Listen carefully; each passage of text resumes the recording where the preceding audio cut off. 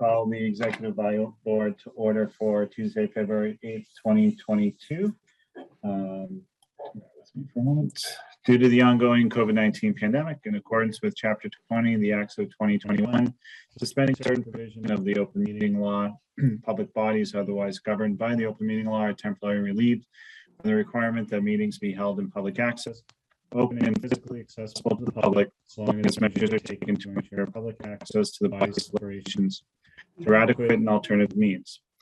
This meeting will be live on Zoom. The public may participate remotely by joining Zoom meeting ID number 854-0032-4335 or by calling 929-205-6099.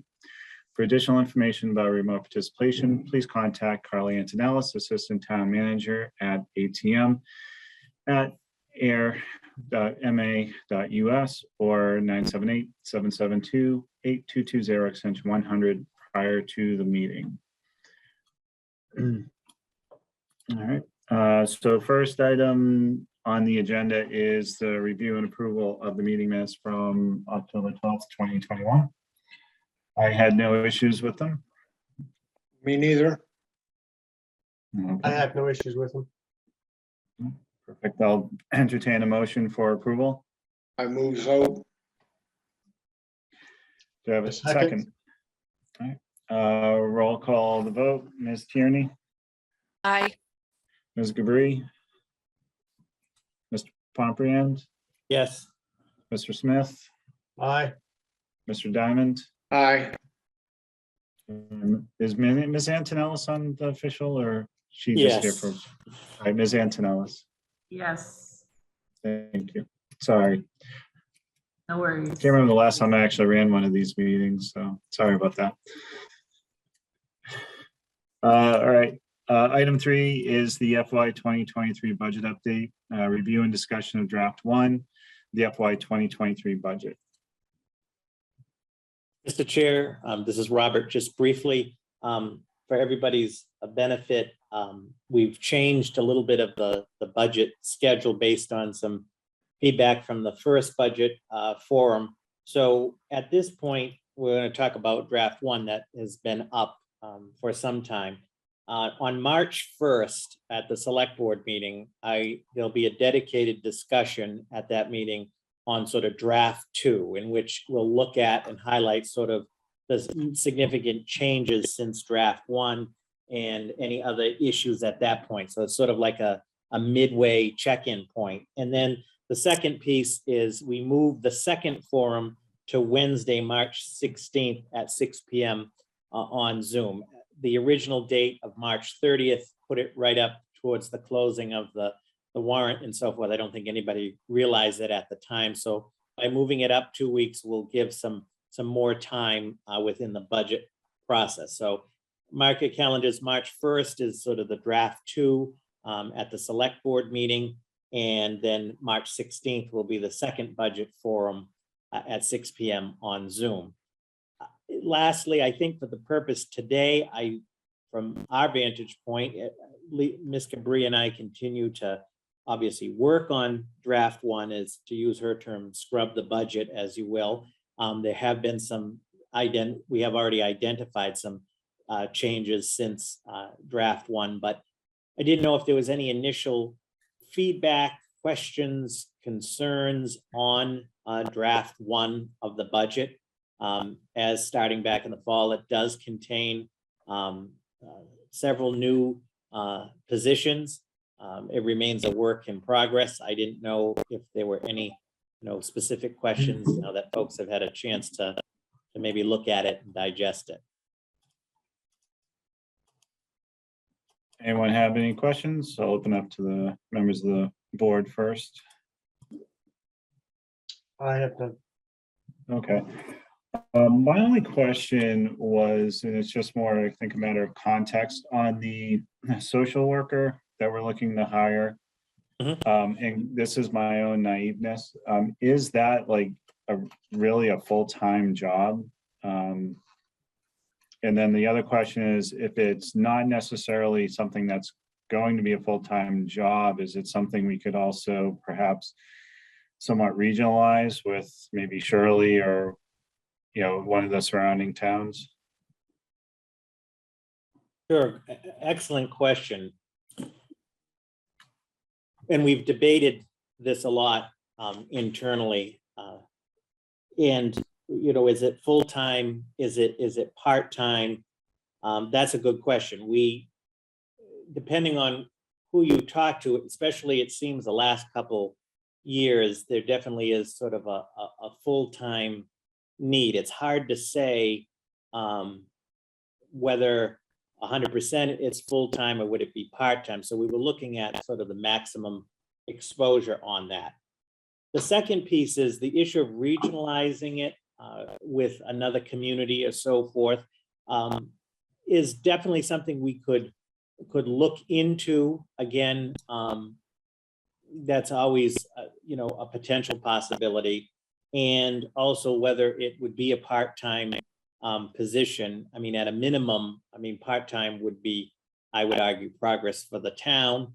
Also, we've discussed quite a bit that we may find that if it did start off as a full-time position, it could end up maybe turning into part-time. So all fair questions. I think the last piece too is we obviously want to attract the most qualified candidates and so forth. And of course, many are looking for benefits and so forth. But what you have in the budget for draft one is what I would call the maximum exposure.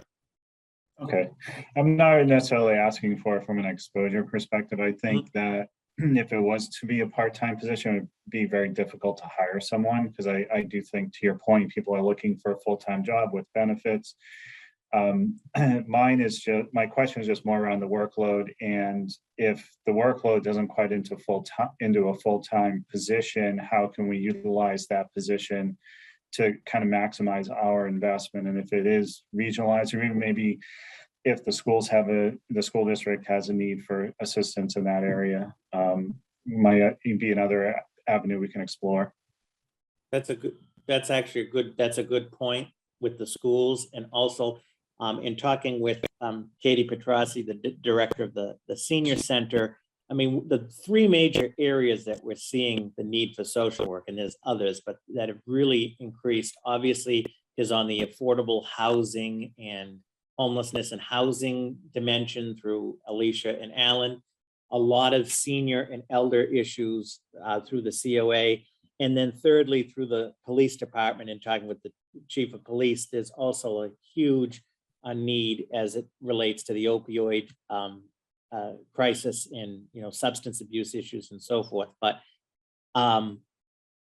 I think that we definitely should consider, obviously, as we always do, maximizing the position. So perhaps, as this was to start, if there was more of an need up at the school or so forth, I think we're open to everything. And I think we also understand that it's sort of, in part, a little bit of an experiment. You sort of learn by doing that. We'll have to maybe adjust this. But all good points. That's fine. And I fully support it in the budget as is. I don't want you to construe that I'm not. I just want to don't at all get an understanding of what the workload is. And it sounds like there's potential for it to be a full-time job right in the door. Mm-hmm. Yeah. Okay. If I may, Robert, I'd like to point out that I don't really have a dog in the fight as far as full-time or part-time, but one thing I do know is if you're going to try to hire somebody, and you're going to hire somebody that's got some credentials, that means they've got experience, and there's going to be expectations, and you're going to have to specify the role for this job pretty concisely in order for it to be acceptable and accepted. So the waffling back and forth now is a good idea.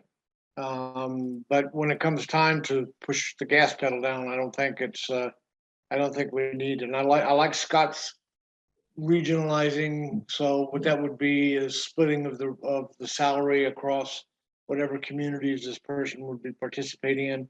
There's nothing wrong with that either. Anyway, that's just what I wanted to say.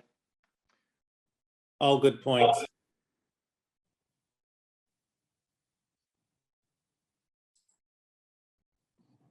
Okay. Any other questions on the budget? All right. Next item is discussion on recommendations for the proposed use of free cash. So, Mr. Chair, in preparation for that, I have two slides just to facilitate the discussion that we'll use the shared screen for, and just to give everybody context, as I think you all remember, but for the record, through the last several budget cycles, the buy board has sort of been the vetting of putting together recommendations for the use of free cash, ultimately for approval at town meeting. So the purpose of today is to obviously have a discussion, get feedback, and direction as to how we're headed. So next slide, Carly. I just have two slides. The first slide is, as you heard, and I want to thank Lisa Gabri for her assistance as well with the numbers. As I said at the first public budget forum, this is a record year, the highest we've seen in terms of certified free cash at 2.5 million. But there are some unique factors driving this, and that's what this slide just shows, three of the major areas, because folks have asked, is this an anomaly? Is this unique to this year? And it appears that's the case, because as many of you are familiar, our free cash historically ranged around the 1 million to 1.5 in the last several cycles. So one of the things, as you can see on the revenues of what we budgeted, the actual, there was a favorability factor of 833,000. Funds returned by departments at about 1.2 million. And just to highlight on here, we have seen some COVID impacts that affect two major factors, I think, that affect this from my vantage point on funds returned by departments. One is some departments have had a lot of recent turnover in personnel, the police department being one of them. And when there's that turnover, there's a lag time of obviously through the hiring process, getting folks on board and so forth. So there are, if you will, the funding that is budgeted at the time, sometimes there is funds that are returned. The second piece we've seen in some areas there have been COVID impacts where folks aren't going to, the trainings and conferences that they have historically gone to. I've seen the interesting thing with the town council budget, for an example, there was 48,000 that was turned back from that line item, hence why it's level funded this year. Town council costs and services have gone down. The last piece also is the assessors authorized, there was an overlay surplus of $402,770 that we did not need to use for the purposes of the budget last year. So I think that the takeaway, and I'll also offer, Lisa has, for those who would like it, has all of further detail, which we can send you to get down into the specifics. But for the purposes of today's discussion, I think the takeaway is that, yes, it's at 2.5, which is great. I would argue that it is somewhat of an anomaly based on some of these factors. It'd be great to have this issue every year, but I wanted to explain, and Scott Hood had mentioned too, at least to give a general explanation of the major factors driving the free cash for this year. And through the chair, Lisa, did I miss any point or any additional point that needs to be made? Through the chair, no, I think you did a pretty good overall overview of what happened with free cash, and I agree with you. This is likely an abnormal year and not, we usually average about 1.2 to 1.5 recently in 3 million cash. So you'll see the slide that Robert's going to show you next is proposed. Some of the items are proposed because it's an abnormally high free cash year. So through the chair, before we go to the next slide, are there any specific questions related to the certified free cash and how we get to that number for this year? Okay. The next slide, please, Carly. And I just want to stress, as everybody knows, but just for the record, this is just to facilitate the discussion. These are some recommended uses based on Lisa and I's work. Obviously, part of today, we want to have a discussion on this. So what we're recommending and looking at it, you have the certified free cash amount at the top, 181,000 towards the town's OPEB. As everybody's familiar, that's been a standing policy. There's estimated with 119,000 from the meals tax and 181,000 from free cash would come to the 300,000 as the contribution. The OPEB Board of Trustees has already reviewed and voted that recommendation again for this year. So 181,000 on OPEB. On the forward funding of the pension assessment, as Lisa mentioned, because this is a unique year, there's an opportunity to continue to do this at another 300,000. We've done this twice already. Mr. Kevin Johnson just sent me a memo on this, that the estimated savings through the pension assessment life would be about $1 million. We're going to get the first report from Middlesex Retirement in June, which will reflect the savings from the forward funding of the last two cycles. So that's something to consider. The next one is the compensated absences account. As folks will recall, a couple town meetings ago, town meeting created the compensated absences account. This account can be used to pay for separation from service, retirements, and so forth. It was originally funded at $50,000. We're recommending putting another $50,000 in there based on the retirements we're seeing. And you'll see underneath there the amount $13,837. That's what we have already paid out of the FY22 fund. So we're looking to obviously replenish those payouts at the $13,837 and put another $50,000 in there.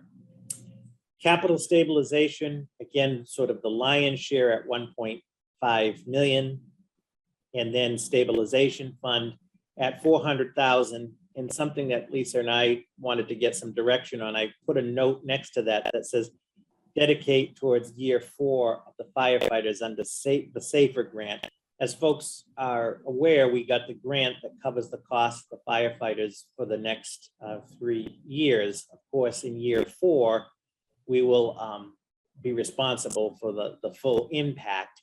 And this is a potential opportunity to begin to prepare for that year 4 impact. And Lisa can further elaborate. We could create, it would take an active town meeting, we could create a specific stabilization fund just for those purposes, meaning for the firefighters' impact, or we could just put it in the stabilization and then deal with that, in year 4. So again, we're looking at the increase in the stabilization fund at 400,000, taking into account year 4 of the firefighters.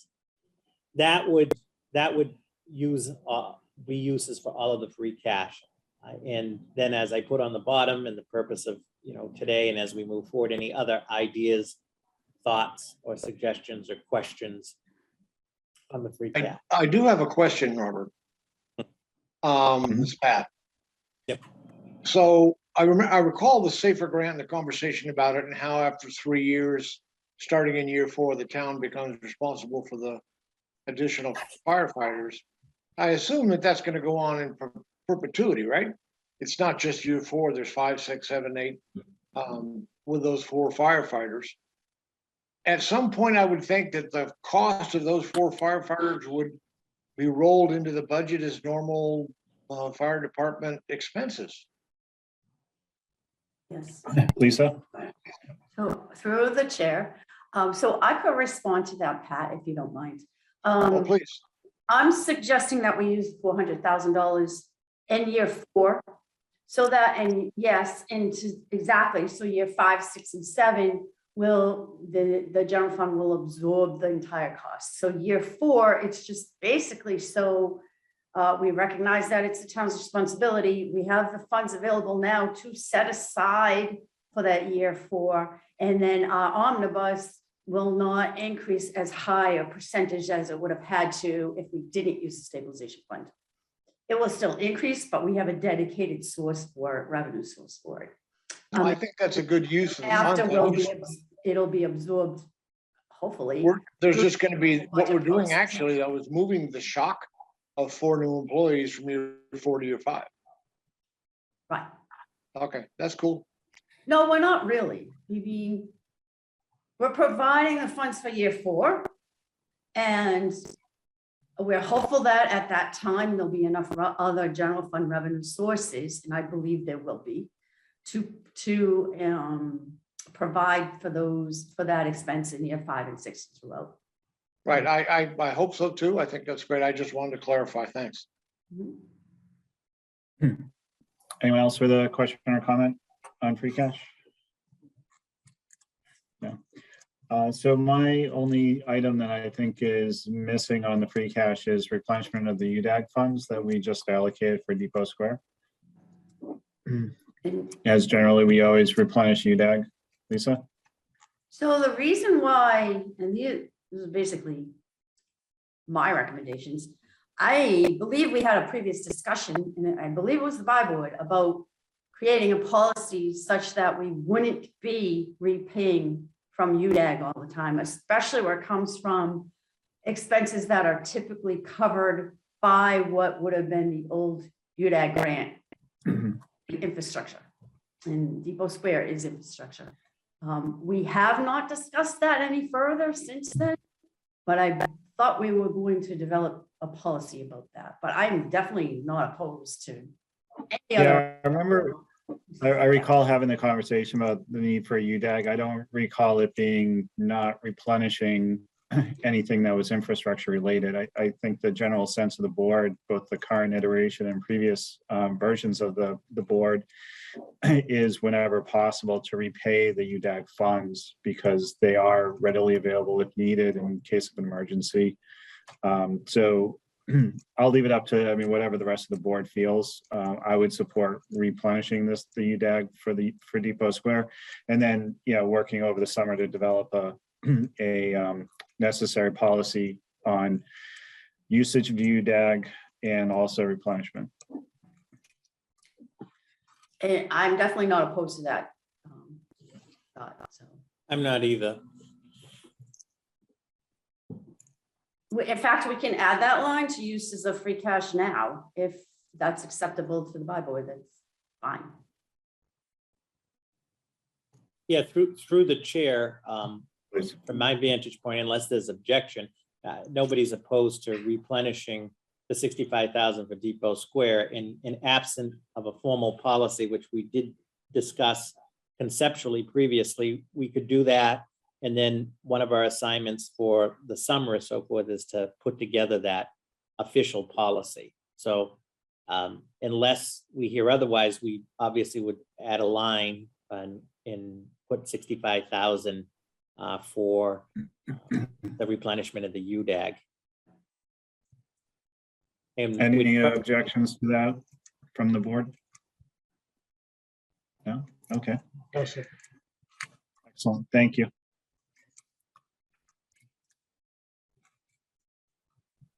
I think it's a good idea. Mhm. All right. So, Robert, follow-up question. I know this will be part of the budget. When are you anticipating we'll make the formal recommendation to the select board for the usage of free cash? Would that just be part of the final budget presentation? I was thinking, and I'm open to suggestions, at the March 1st select board meeting where we discussed draft 2, just doing a brief slide and a brief presentation on these recommended uses to facilitate that conversation. That works for me. And unless there's, a fundamental shift either from the select board or from the finance committee, it would be in the prerogative of the select board if they wanted to, formalize that recommendation. If they needed some more time, we'd still have a couple more meetings in the process. All right. Excellent. Anything else on free cash? Okay, excellent. Thank you. Item 5 is discussion on hiring of an ARPA funds consultant. Mr. Chair, through you to the group, as we've been discussing since the end of last summer, everybody's familiar with the American Recovery Act funds, and the town is receiving approximately 2.4 million. In that, one of the best practices, and we're seeing more and more of this, is that towns are hiring a professional consultant because the complexity of ARPA, it's a whole nother animal, and that's not a reflection on any of our staff's capabilities. It's just having the bandwidth and the expertise to do it. That it makes sense to have a consultant that would help us. Now, we have 2 major projects that have been approved, which is great. The consultant would assist us with developing a plan, if we wanted, for the remaining funds and a process. They would develop the internal controls and procedures for these funds. They would also set up all of the reporting for this, and that's the huge piece. There's an enormous amount, and Ms. Cabri can attest to, she lived CARES for the last 2 years. CARES was a lot of reporting and a lot of work. ARPA is just as bad, if not maybe worse. So since we last met, we're looking around in the firm of Clifton Larson Allen, or CLA, which I sent to everybody. They have this expertise. As I mentioned, they're doing a lot of working with a lot of the towns in our area and a lot of the municipalities through the Commonwealth of Massachusetts. In addition, they are on the state's preferred consultant formal list. So in terms of procurement, that would be met.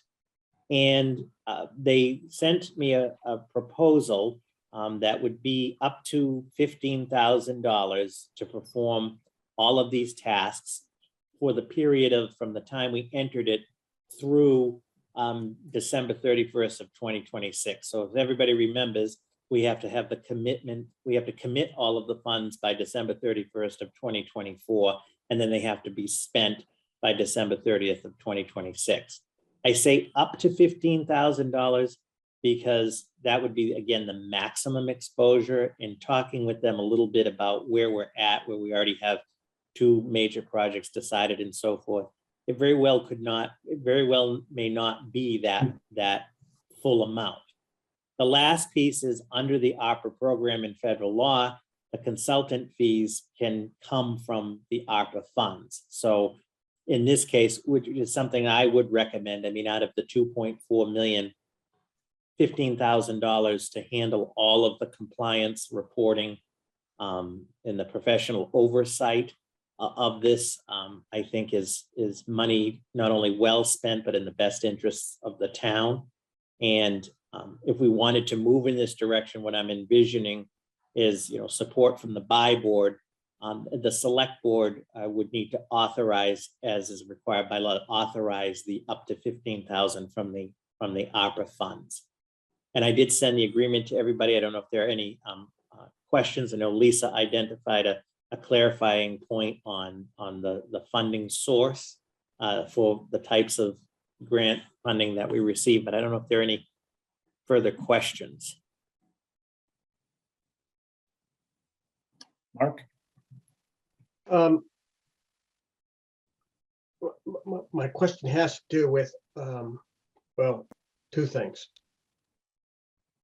15 grand, when I did the math on the rates and the budget, and I came up with the hours, is that the number of hours for 4 years?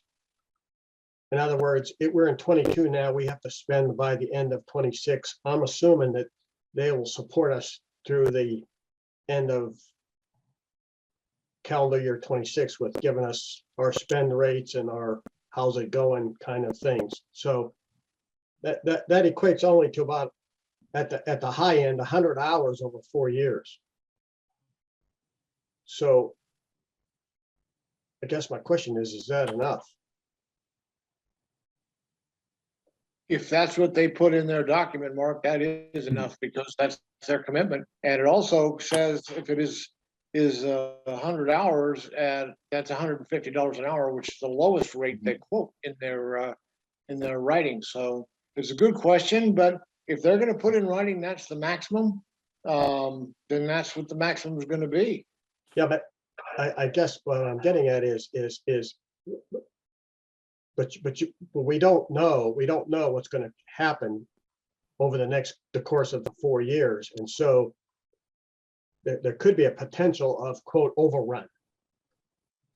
And That's so, true, but this is a fixed maximum price contract. As long as our attorney, our corporate attorney looks at it, or town attorney looks at it, and there isn't some strange loophole to satisfy what you're pointing out will probably happen, then I think it's a good deal for us for 4 years for 15 grand, and we don't have to fiddle with it. I like that idea. And, Well, and through the chair to Mr. Smith's question, which is a good question, is that this is what they've, estimated based on the size of our ARPA award, the size of the town, and in some initial discussion, the 15,000 they feel is the maximum exposure to do that. To your point, if for some reason, as we move through this process and we were to approach an overrun situation or so forth, we could amend the agreement to cover, additional expenses and so forth. And that would be a public process as well. In other words, I'd have to go back to the select board and say, look, so say we're in November of 2026 or what have you, or we're at a position where additional work had to be done for whatever reason or unknown variables, and we need to extend this further. okay. My second question is are they strictly administrative, or are they going to would they render an opinion on how we're spending it, how we could do a better job spending it, whether we're spending it fast enough, et cetera, et cetera, et cetera. Are we going to get, I guess, periodic reports? This is where you stand. This is your burn rate. This is your, you need to spend more money or obligate more money quicker. You need to spend quicker, et cetera, et cetera. Are they going to do some of that analysis too for us?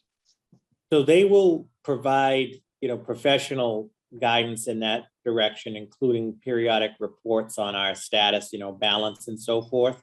One of the key things and why many folks are getting these consultants, to your point, is they will vet any projects for compliance. So in other words, we have the 2 infrastructure projects, and the reason we move forward with those is we know those meet the requirements and are covered. But there's over another $1 million remaining. If the town wanted to do a certain program or so forth, all of that has to be pre-vetted and pre-authorized through ARPA. So that's one of the functions they would do. But to be clear, they're not driving the bus, we are. So think of it more as a professional advice and support. But there will be periodic reports on the status of the funds, because I asked them that. Those would be public reports that we'll probably have a page for on the web page. And they won't make the decisions for us, but they will advise us like, gee, this particular project, it's a great project, but it doesn't fall under ARPA, or this particular project, only this particular component, plus all the reporting with it. Okay, all right. Thank you. Thanks, Mark. Thanks, Robert. Any other questions on hiring an ARPA consultant? I honestly think it's worthwhile, even just for the vetting and the administrative portion, just so we don't have to burden anyone within the organization to do that.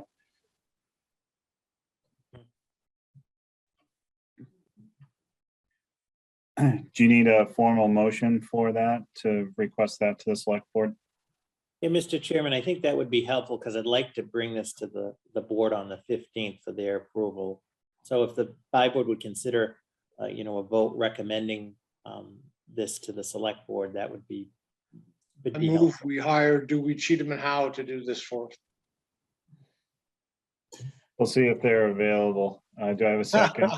No, I move that we hire the consultants for managing this funding process for us. I second the motion. All right, I'll roll call the vote. Ms. Tierney, Yes.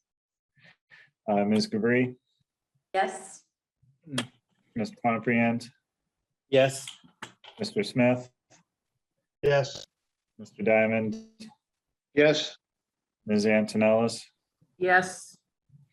and the chair says aye. thank you all. All right. Next, we'll open up for any new business that members may have for discussion. Lisa? so I have something for discussion just for this, as you know, that I've retired, although I'm still around, but I don't feel like I retired. And there is some issue, and there has been some issue for a good 5 years now about a shortage in municipal finance people.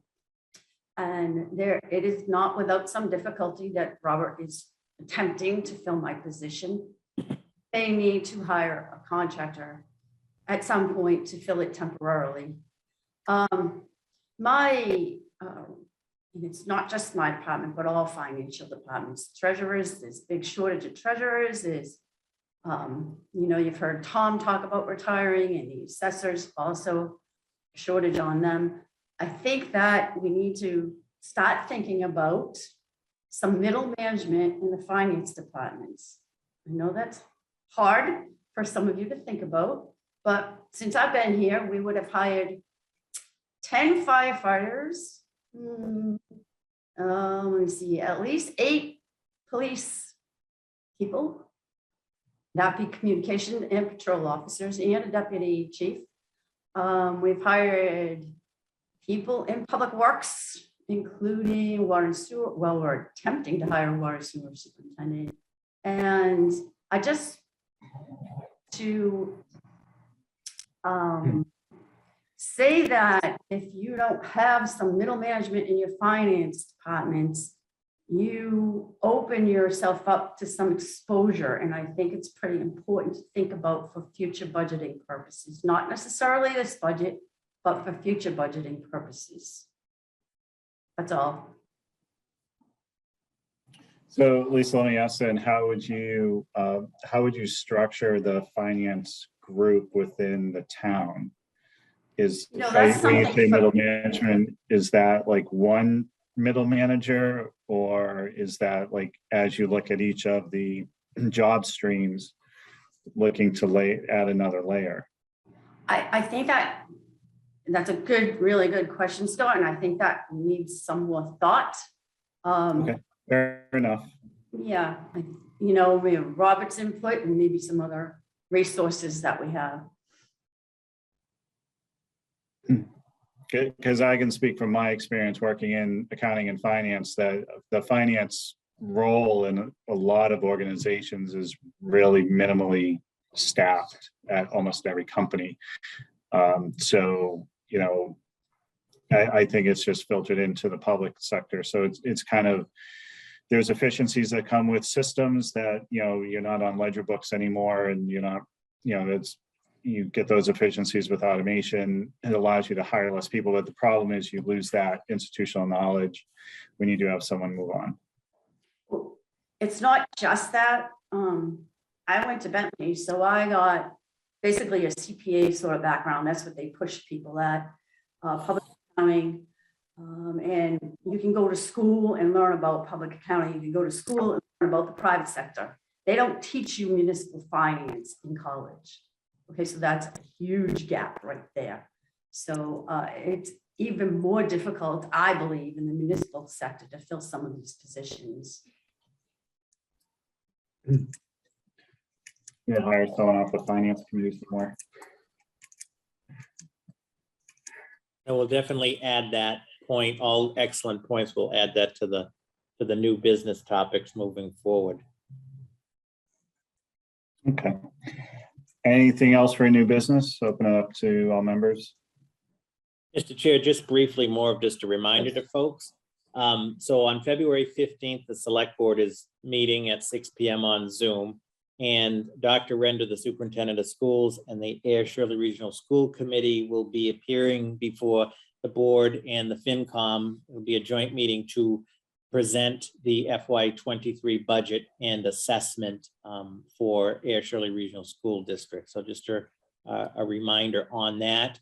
And we are expecting some materials from them, which will be part of the select board packet on Friday and will be posted to the website as well. And I'll make sure a version of that gets to the FinCom members as well. Excellent. Thank you, Robert. Item 7 on our agenda is scheduling of the next meeting. So, Robert, do you have any dates that you want to float here? Just pulling up the calendar. What I was thinking is, so on Tuesday, March 1st, we will have a discussion with the select board and folks on draft 2. And then the forum is on the 16th. So what if we look to do a meeting the week of the 7th? So in other words, based on that March 1st meeting input and feedback, and also in preparation for the forum on the 16th. I think that's a good idea. That way, by board can digest everything ahead of the presentation. Robert, Carly? I have us scheduled for 2 o'clock on March 8th. Oh, perfect. Would Tuesday, March 8th at 2 work? That works for me. Anyone have an issue with that? Works for me. I may be traveling, but I can work around my travel schedule to be online. Okay. Excellent. Thank you, Robert. And final last item is adjournment. I'll make I'll a make- motion I'll that we take- adjourn. I'll second. Thank you, Carly. Do I have a second? All right, Pat, was that a second? Yeah, it was. All right, thank you. Sorry, I didn't mean to speak over you. All right, roll call the vote, please. Ms. Tierney? Yes. I guess that's not. I said responding, but yes. okay. Sorry. Technical. Yes. Ms. Cabri, Aye. Mr. Pomprian, Aye. Mr. Smith, Yes. Mr. Diamond, Aye. Ms. Antonellis, Excuse me. Aye. and then the chair says aye. Thanks very much for your time, everyone.